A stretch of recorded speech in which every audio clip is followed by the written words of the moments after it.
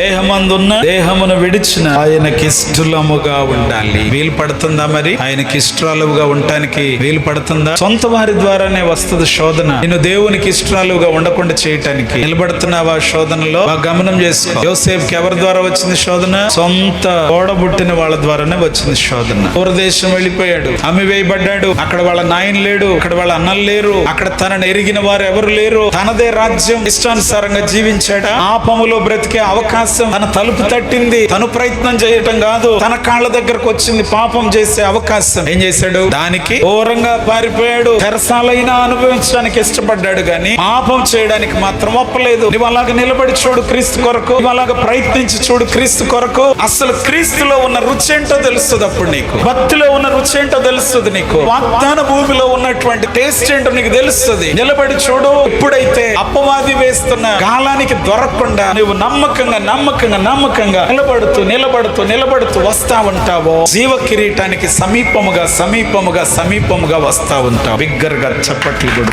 ప్రభునామాన్ని మహిమ.